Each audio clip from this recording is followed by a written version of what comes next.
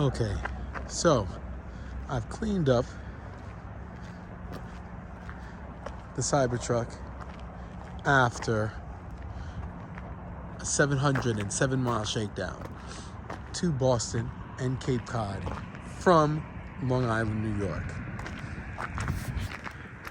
I used FSD the whole way there and the whole way back. And I have to say, it was an absolute breeze.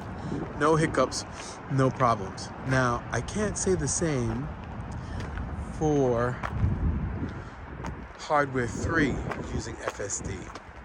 It did have a couple of hiccups. The last update seemed to address that directly. So I tested it out again and it did not have that same problem. But I want to take a walk around quickly of Tesla's newest and latest vehicle, which is now its Halo vehicle. Before it was the Model X, but now with this stainless steel body, rear steering, light bar headlights, and actually that's not really the headlight, that's really just a daytime running light. The headlights are down here, but it's got a lot of features on it that I give Tesla credit for, but the number one being its ability to drive 6,000 plus pounds of vehicle through city streets and on highways without so much as a hiccup. I didn't do any major modification on it. I was gonna wrap this bad boy, but I love this call out to the DeLorean and the Back to the Future DMC-12, and I think it has those just sharp lines and details, and it works for me. And then this tonneau cover, so I know you've seen people operate it. If you just want a section, you just tap it lightly, and when you want it to open all the way,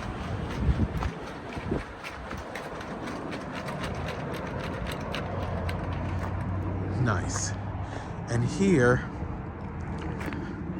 this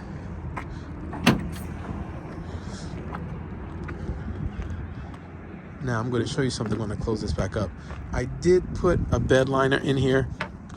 I'm waiting for it to flatten out. I may have to take a blow dry to that thing.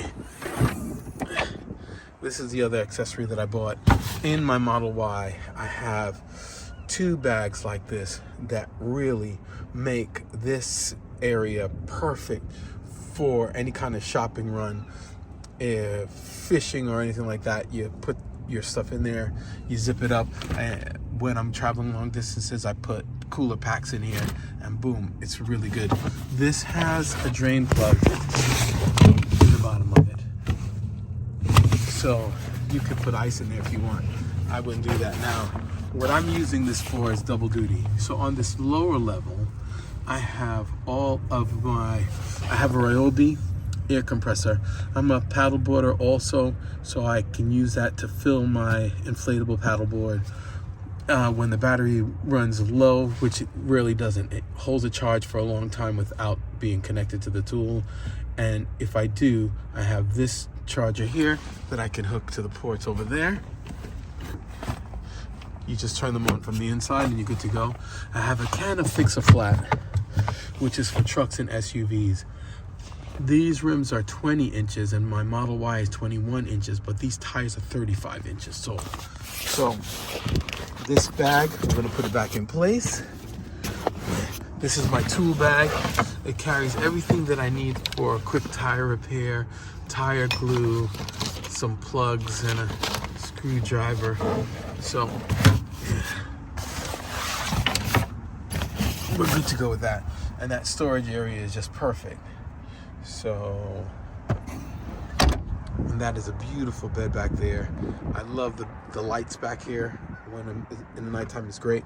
And now here's the simple thing I wanted to show you. So you don't have to slam your tailgate. It's power close. So as long as you lift it to the upright position, it will lock into place. And then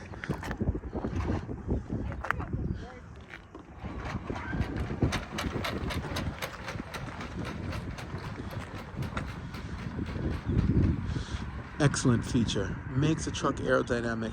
And what I found was I was able to make my entire trip to Cape Cod.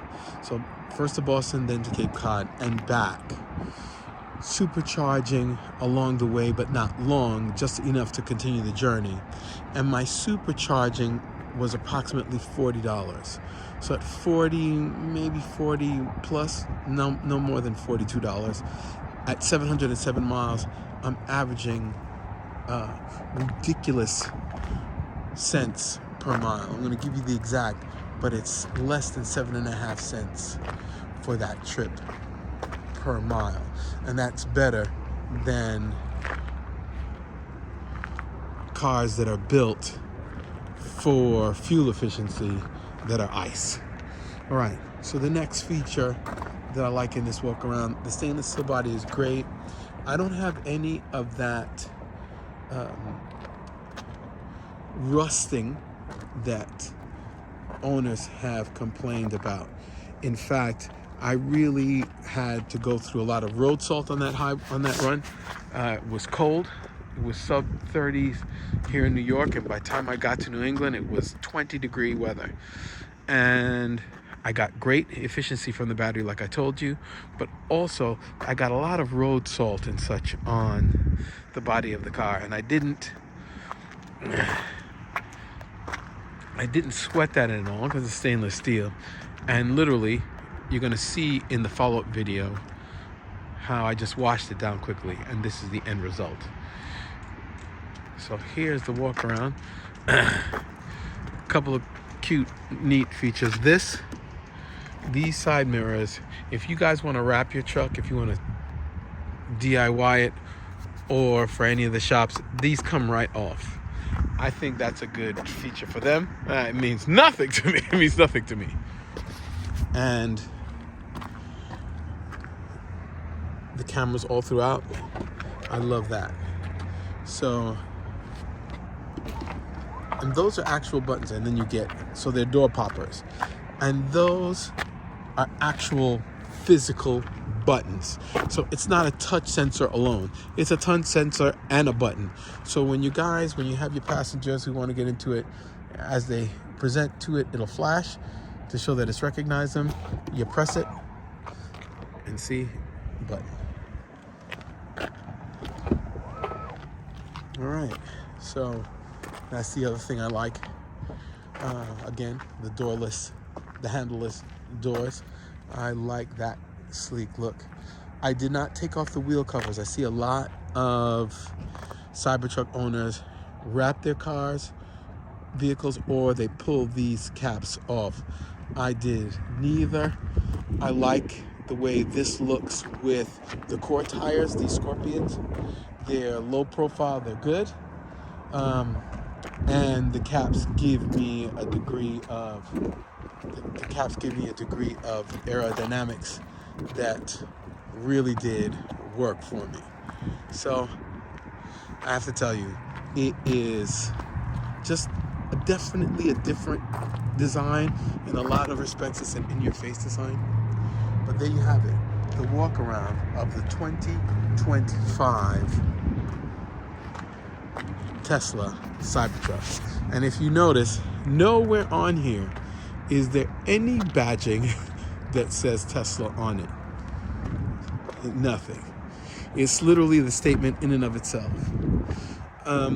This camera on the highway, as I got some spray kicked up, got some water on it, and I think this wedge design here allowed air to flow around it and clean it, so that I didn't have to come out here after, stopping to supercharge and wipe it off. It was quite good.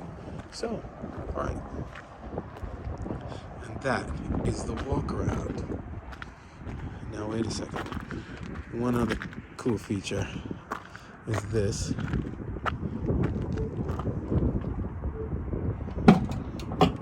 So, I enabled the Frunk to open when I'm standing in front of it, when it's not at my favorite places or home, except for Costco, which is what I want.